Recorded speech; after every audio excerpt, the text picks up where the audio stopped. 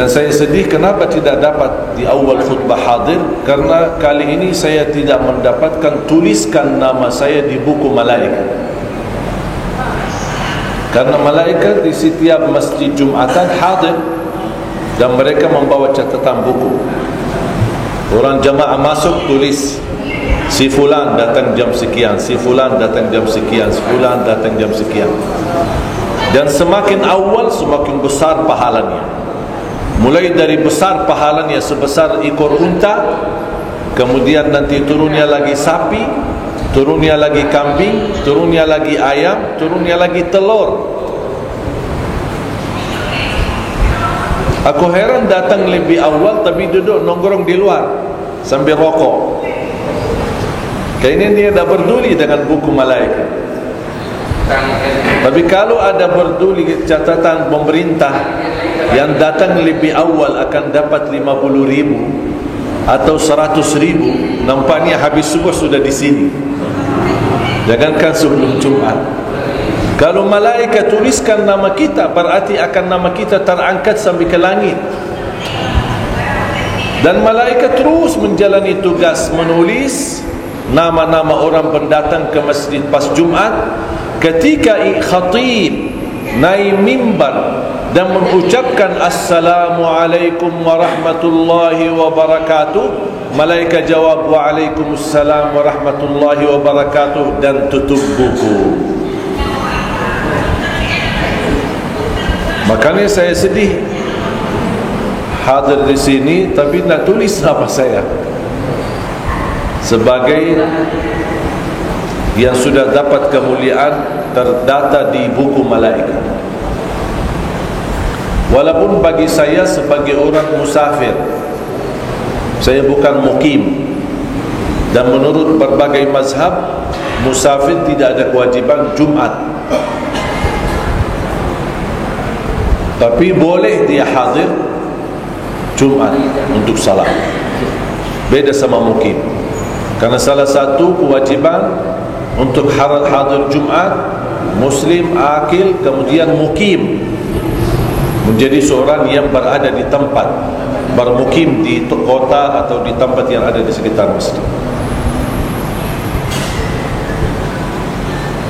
Dan kita sangat membutuhkan khatib yang bisa membawakan khutbah inti dan tidak lama dan tidak panjang. Karena sifat manusia cepat bosan. Mungkin kalau tausiah masih kita ketawa ketiwi, ada lucunya, mungkin bisa menghilangkan rasa bosannya. Apalagi kalau yang ceramah Ustaz Abdul Samad, sahabat saya. Tapi kalau khutbah Jumat memang terbawa dengan khusyuk, dan wajib bagi makmum, wajib hukumnya mendengar.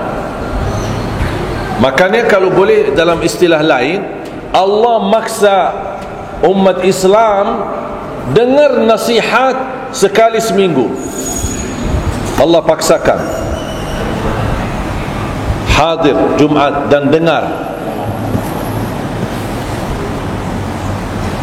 Sampai tidak boleh kita menegur orang yang ada di sekitar kita.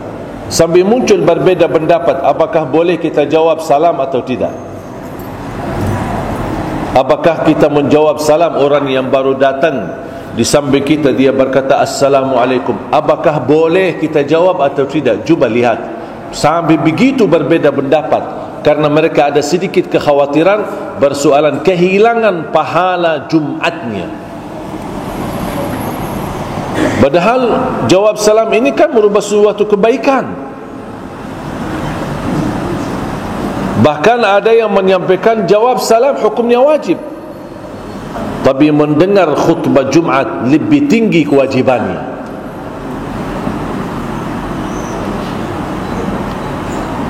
Contoh, sering yang menjadi kebiasaan datang belakangan, apalagi di masjid yang masih ada 2 kali azan. Dia datang di waktu azan kedua. Dia ingin tahiyatul masjid atau sunnah qabliyah, Dan muncul berbeza pendapat antara ulama, apakah ada sunnah qabliyah sebelum Jumaat atau tidak. Saya bukan membahas masalah perbezaan, tapi ketika orang masuk, dia punya dua hal, menghadapi dua hal: dengar azan kedua atau langsung laksanakan salat sunnah tahiyatul masjid. Padahal mengikuti muazzin kan ada pahala, walaupun sunnah bukan wajib. Tapi di sini ada dua hal berhadapan. Ada wajib mendengar khatib dan sunnah melaksanakan sunnah. Dia diutamakan, mohon maaf, ada melaksanakan mendengar khatib atau mendengar muazzin. Mendengar muazzin sunnah, mendengar khatib wajib. Makanya ulama menyuruh ketika kita telat datang ke masjid, sudah di saat azan kedua, tidak perlu bapa-bapa menunggu sampai selesai azan. Begitu masuk, Allahu Akbar, langsung tahiyatul masjid, walaupun muazzin sedang kumandan azan. Kenapa? Karena di situ anda mengabaikan mendengar muazzin yang hukumnya sunnah agar bisa mengejar khutibnya ketika mulai khutbah. Di masa azan kita kejar selesai 2 rakaat agar bisa kita simak khutbah khatib kita. Faham Bapak Ibu? Ini semua kenapa? Saking begitu munculnya perbezaan di antara ulama dalam hal seperti ini, saking betapa luar biasa perhatian ulama kepada wajibnya mendengar khatib dengan baik.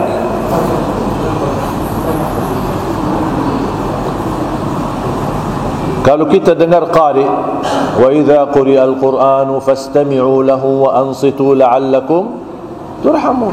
Kalau qari membaca Quran, dengarlah baik-baik dan insat. Insat artinya diamkan diri, dengar baik-baik, menghadirkan kalbu agar semoga insyaAllah dirahmati Allah subhanahu wa ta'ala.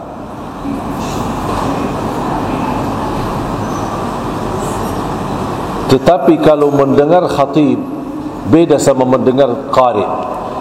Kalau masih qari baca Quran, masih kita bicara, ya tidak apa-apa, dianggap Quran adab, beradab sama Al-Quran harus dengar. Tapi kalau berbicara saat khatib, ini melanggar kewajiban, bahkan risikonya menghilangkan pahala Jumatnya walaupun sah salatnya.